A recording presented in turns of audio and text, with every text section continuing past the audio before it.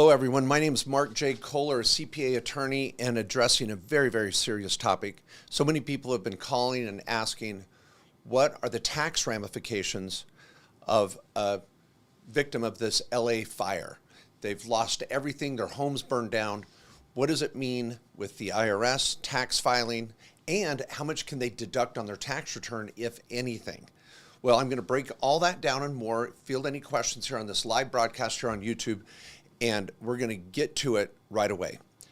And first, my heart goes out on our prayers, and so many people around the world, let alone the country, I know have felt your pain in some measure. No one can imagine what someone goes through when they lose everything, let alone the house, but pets and keepsakes and just sacred, very special property. So our hearts go out to you. We hope that you can recover emotionally and financially as quickly as possible.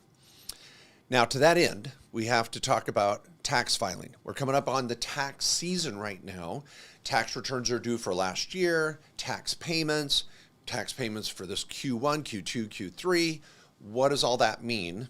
And then again, step two, I want to talk about what could you deduct on your tax return based on your loss. So let's just talk about what the IRS just came out this week with in regards to deadlines, a very, very important announcement.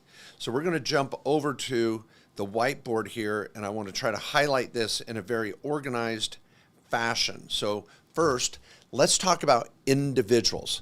If you're an individual living in LA County, this only applies to LA County. Now, for you tax professionals out there around the country, you may have a client in LA County. You need to know these rules.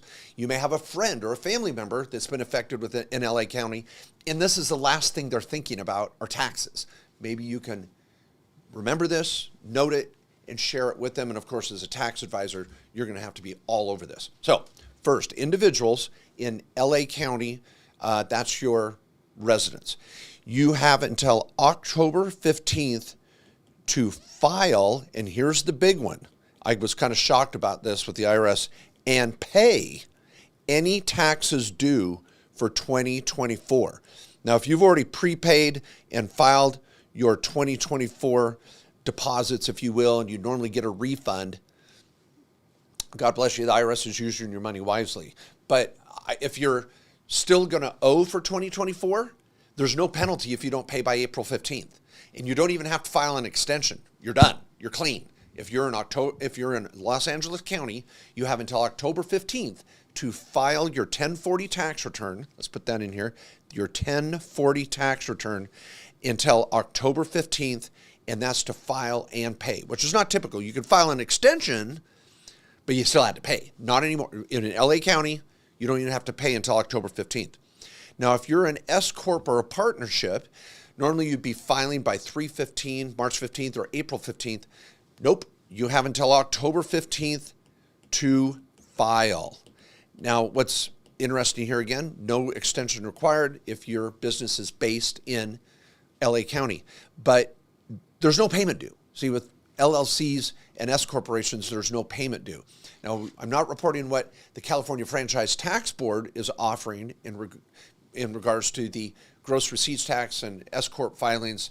We'll do another episode on that when we get more information from the California Franchise Tax Board. But this is the IRS rule. As an S corp or 1065 partnership, you have until October 15th to file. So you're good to go there.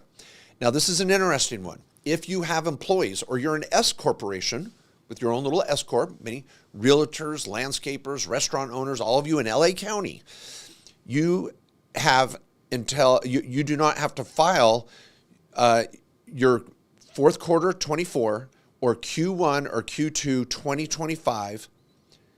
You have until October 15th as well to file the reports. But let me caution you, this is not to pay. You have to pay. There is no delay in this. When you're an employer, you're withholding from people's paychecks. You got to make those deposits. But the IRS has said, you can file the report that goes with that late. We don't care. You have out until October 15th with no penalty, but we want our freaking money. And I suspect many of the payroll companies out there and those of you that are S-Corp owners, if you're paying your deposit for your payroll, you might as well just do the freaking report. But you do have until October 15th to file the report, but not a delay in making your deposits. But however, when we talk about individual estimated tax payments, for you, those of you that are business owners, and that's who we're helping constantly, and for those of you that are advisors in our community, the Main Street Tax Pro Advisory, we want to let our clients know if you're in LA County, there is no penalty if you do not make your estimated tax payments until October 15th. And this includes Q1, Q2, Q3. And these would normally be done by April 15th, July 15th, or October 15th. This is when you'd normally make those deposits. You have until October 15th now for the first 3 quarters of 2025. And even your fourth quarter that is due by January 15th, you can wait to make that deposit until October 15th. So estimated tax payments were cool. Payroll money's sacred. But this is your estimated tax payments for your 1040 that you would normally send in, your 1040 tax return. Now let's get into IRAs and HSAs. This is a good one. I love IRAs and HSAs. Our normal deadline, many of you know, is April 15th to put money into your IRAs or HSAs. You now have until, guess, drum roll please, October 15th. So you can make a deposit for 2024 up until October 15th for your IRA or HSA. So this is a big deal, $7,000 or $8,000, depending on your age. And on the HSAs, $4,150 or $8,300 if you're head of household or family. These are great tax deductions right on the front page of your tax return. And for those doing the backdoor Roth IRA, your income level does not matter. Make sure you're looking at other videos of mine. If you make too much money to have a Roth, that's a lie. It's wrong. You can go through the backdoor method. So you have until October 15th to make those deposits for 2024. Pretty amazing. Now, here's the big deal. Let's talk about the loss. So again, heaven forbid this would ever happen to any of us in our lifetime. And now they say over 10,000 structures in Los Angeles County have been destroyed. What does this look like on a tax return? Now, you may think, let's look at what we would think would be the normal rule is that if my house burns down and the insurance only covers part of it, I get to deduct the rest as a loss. Not since 2020. The law has changed. In order to deduct anything on the loss of your home, it must be a federal declared disaster area. Now, Los Angeles County has now got that status. The Biden administration came out immediately and said it is now a federal declared disaster area, LA County. Now, with that said, any of you across the country, and there's been several this year, there's been disasters all year long in 2024, anybody that lives in a federally declared disaster area and you had a loss, you get to take a write-off on your tax return. But if me in Phoenix, Arizona, heaven forbid my house burns down and I have a loss, you do not get to deduct that. It's called a personal casualty loss, no write-off. So we've got to keep that in mind. So if you have a client in LA County or your family member, a friend, or it's you, and your house is burned down, here's what it may look like. I understand that the average home in a lot of these areas, we're talking Malibu, Palisades, LA County, Hollywood Hills, these are nice homes. The average fair market value is $3.8 million for the home, burned to the ground. Ugh. So you would think, oh, well, I have a $3.8 million loss. I get to take that as a tax write-off. You'd say, why? Well, the insurance company is going to come and give you something. Now, for any of you out there that didn't have any fire insurance at all, and there's a lot of them. If you had no fire insurance at all, we're still not there. But if you have insurance, we have to offset the loss by any insurance you receive. So in this example, I just used the $800,000 insurance payout. Now, there's a lot of websites out there with the estimates of what, under the FAIR Act and all these other insurance policies, the insurance companies have been leaving California in droves, so we don't know what the average insurance payout's going to be. But we know it's going to be zero in some cases, and other people may get a full insurance payout on the value of their home. So very, very different experiences for people. But whatever your loss is, we subtract it by the insurance payout. So in this example, you'd have a $3 million loss. So that's what you get to deduct. No, not yet. It's reduced. It's your loss or adjusted basis, whichever's less. So you have to look at your adjusted basis. Well, Mark, my house was worth $3.8 million. Sorry, you only get to deduct what you put into the house. So let's look at the rest of the example. Let's say that fair market value is 3.8, but you purchased it for 1.2 million, and then you put $400,000 into it. So your basis would be 1.6 million. Yeah, but Mark, I took out a second mortgage and I have a first mortgage for 1.2 and then a second mortgage for 600 grand. Mortgages don't matter. Don't matter. What did you buy it for?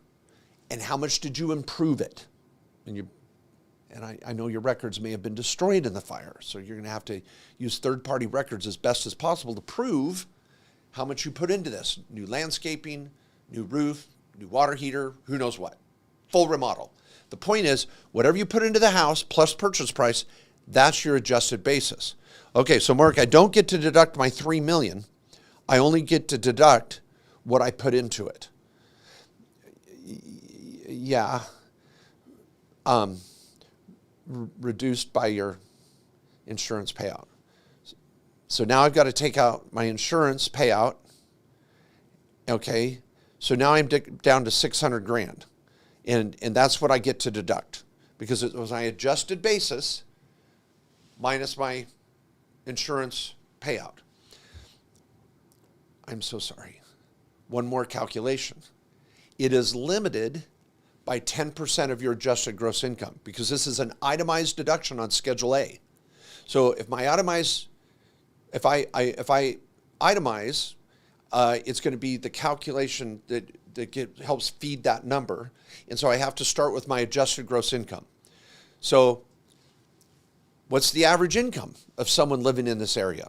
I don't know, maybe $600,000 or $700,000 a year. I mean, this is an expensive area. We're talking Malibu again, Palisades, Hollywood Hills.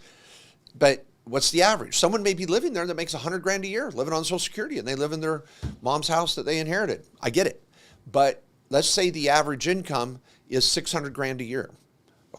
Okay, so that's your AGI. So we would take that AGI times 10%, and that has to come off the top. So that would be $60,000. So we reduce further the loss because you can only deduct the loss over and above 10% of your AGI. So that would be 60 grand. And so now your deduction in this example would be $540,000. Now that's the general rule. There is another path you might be able to take, and that is your loss is not your adjusted basis. It's the actual cost to repair. Like so, but it cannot be, my house burned down, it's worth 3.8. Holy crap, this is my chance. I'm going to remodel and rebuild, and it's going to be worth 4.5 when I'm done. Nope.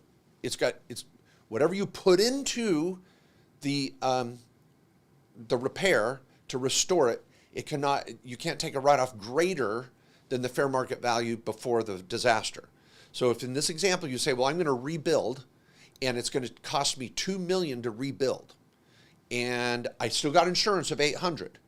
Okay, now your deduction could be $1.2 million because that's your cost to rebuild and it did not exceed your current fair market value before the disaster, minus any insurance, and then again we have to minus that little AGI calculation. So that's another method that can be used. Bottom line, everybody, and I know it's miserable hearing this for some of you. It's just, there's reasons behind all this tax legislation that makes the world go around. I know it's not what you want to hear right now, but If you're affected by this in a federal declared disaster area down in Florida during the hurricane in 2024, if you're anywhere in the country with a federal declared disaster area and you had a loss, you're going to start learning this math real quick. Meet with your tax advisor. Talk to them about what your options are in the way you go after this write-off and how you rebuild if you do it all. I had a client I just talked to a couple months ago that the hurricane in Florida literally wiped out their rental property. They had a short-term rental, Airbnb, on the coast of Florida, no flood insurance, gone. And so they're going to have a major loss. And it's devastating. But meet with your tax advisor. Now, if you're a tax advisor, if you're an accountant, a CPA, enrolled agent, and you're like, Mark, this is so hard to keep up on, and continuing education and Googling, and I'm on LexisNexis and CCH and whatever, think about joining a community of like-minded tax advisors. At our Main Street Tax Pro group, our tax certification program, we have now trained over 1,000 accountants around the country just in 2 years, and we work together. It's CE-approved education with cutting-edge strategies. We're meeting weekly. We're doing trainings. Please go check it out at markjkohler.com. Now, this is not an infomercial, but I want you tax advisors to know you can get cutting-edge information for situations like this and work with a community to help victims all over the country, not just in LA County. So I hope this information has been helpful. Sometimes it's painful to hear it. Just don't hate the player, just hate the game.